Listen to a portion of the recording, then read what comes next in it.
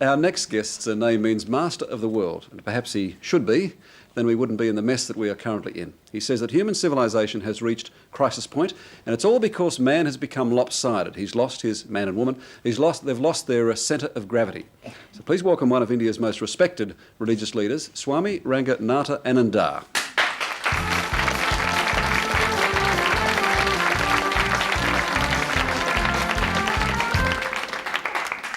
Welcome, sir. Thank you. Yeah. This is not your first visit to Australia. You're telling me you came here in 58 and you come here almost every other year. Yeah, since 71, almost every year, I come, part of my round the world tour, lecture tour. This tour at the moment is, in fact, I understand, a peace through religious understanding. Given what happened in Libya yesterday, This is the International Year of Peace, so they have used this as the theme for the various talks in various parts of Australia during this visit. Yes. Otherwise, other subjects were there before. I see. So, Yeah. but very timely. Because of the peace, International Year of the Peace. Do you worry when you see, as a holy man, do you worry when you read newspapers like yesterday or today about a Libyan situation? I do worry, but I know that these have been going on for ages, and it will go on, and improvements will come, so I don't worry too much. Yes. If you study Will Durant's book, that famous American historian, Will Durant, yes. Volume, Will Durant, Yes. Story of Civilization, he has written an 11th volume known as Lessons of History, about 99 pages. Very interesting to study. People commit the same blunders again and again. Very few people learn. But sometimes great movements come, great developments come, then peace and harmony come also in society. Depends upon great teachers, great thinkers, great leaders. Some such period is going on now, though these things are going on around, but there are also positive forces working to create harmony and peace in the world. Yes. So in the newspapers you get things very frightening, but down below beautiful ideas are growing, bringing humanity closer and closer together, what was 50 years ago and what it is now. Today we have a mankind awareness which was not there. Racial, national, sectarian. Today you have a mankind awareness.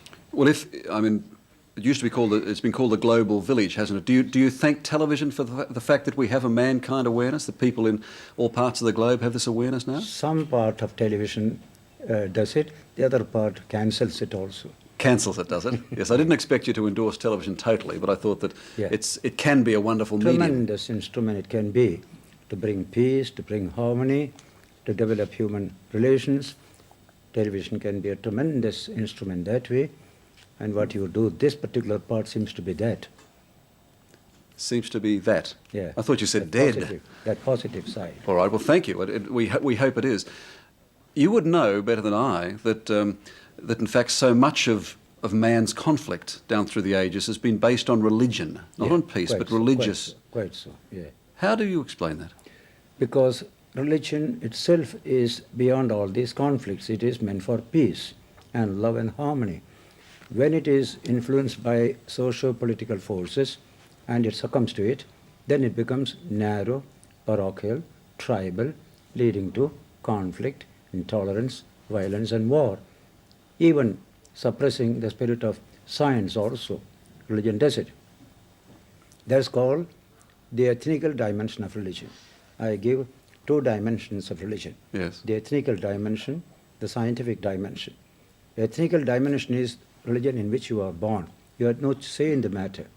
You are just born in a particular family. A Catholic or a Jew. Christian, Hindu, yes. Jew, anything. Yes. But the scientific dimension is when you seek it.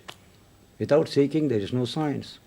So when you seek to be religious, that means you become spiritual. But you're not talking about someone who changes their religion necessarily, but it's someone who decides they will try to be a good Catholic or a good Jew or a good Hindu. Beautiful. That would be a beautiful idea, provided it doesn't end up in being merely Catholic.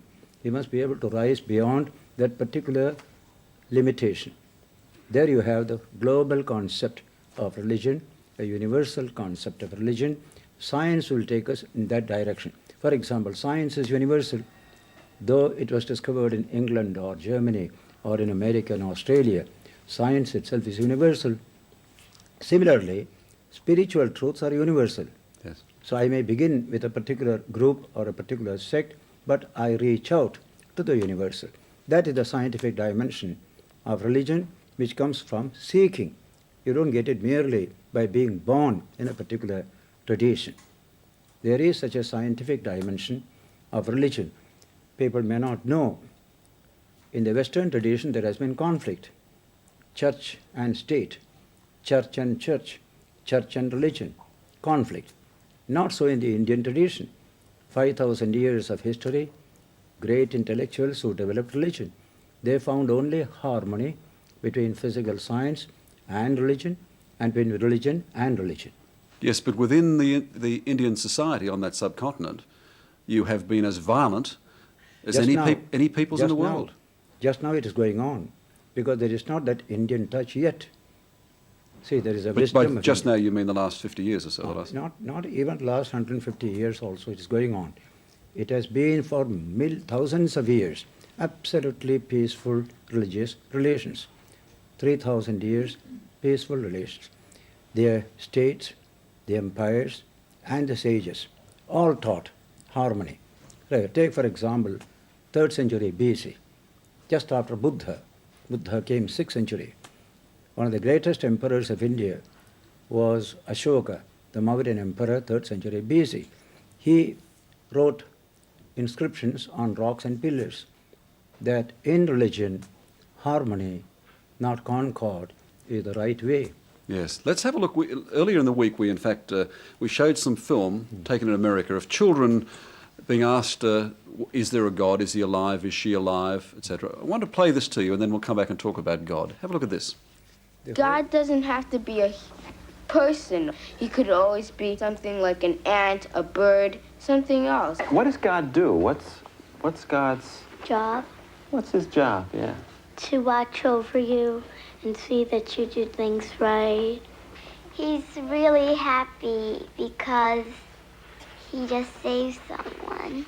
He's everywhere, so he could be on people's heads and they don't even feel it.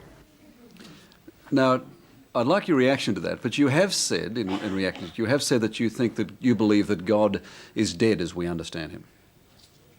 God, as the bearded old man in the sky, is dead because there is no proof for it. But God represents the highest conception of reality, and in India we place God in man, in nature, not outside nature. We have no supernatural in Indian thought, in Vedanta.